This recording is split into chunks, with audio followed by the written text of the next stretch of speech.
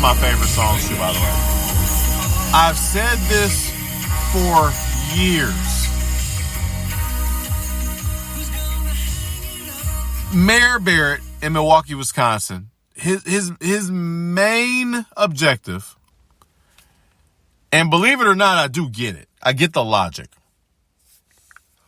His main objective was to make sure the downtown in Milwaukee was straight so people would go to the downtown Milwaukee. So people would go there, spend money, businesses. After a while, because of, I don't know, everything that happens in Milwaukee that is like not beneficial to business and incompetent, a lot of businesses aren't there anymore. And because of the way he did things, they spent a lot of money on a downtown with no one in it, which is dumb and incompetent. Now, you have Cavalier Johnson, who's there now, who is not going to probably help that too much. But there is hope, because apparently he is willing at least to work with Republicans. And let me give you an example. He did not oppose the RNC coming here, I believe, next year. And obviously we'll be there. News Undone, myself, Paris Prokopis. We'll be there. And, hopefully Tim will be governor when we are there. I just have a funny feeling. I think Tim has a really good shot at winning this one. Because Evers hasn't done enough to quote unquote lose if you're a Democrat. But the thing is, though, if you're a moderate, what has he done to show you that he should be the governor the next 4 years and not the guy that has a multi-million-dollar company, knows how to employ people, understands the economics, and knows how to balance a freaking budget? The case is clear to me, at least.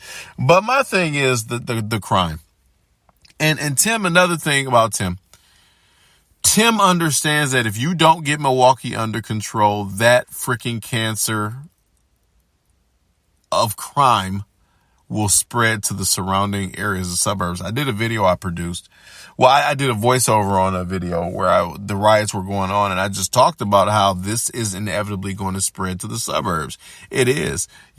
People should be terrified of what these are going to do in Milwaukee, and it's going to spread to y'all in the suburbs. It just is. It's inevitable. That's coming. I don't think, I just know that people don't want to talk about that. People don't want to say that and say anything, but you've got to be kidding. If you don't think that this crime is going to hit the Waukeshaws and hit even more the Racines, Mount Pleasants, all of these places is going to hit you. Oconomowoc, Brookfield, Oak Creek, Greenfield. It's coming because these fools are going to come where they feel white people are, and they're going to try to take what you got.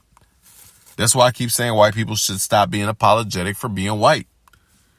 Stop being apologetic for some of you that are successful, just like some of my brothers and sisters that are successful financially. Don't feel bad because you got out the hood and they didn't. A lot of them do things to keep their dumb asses in the hood. But I digress. With that said, though, I could go on with that.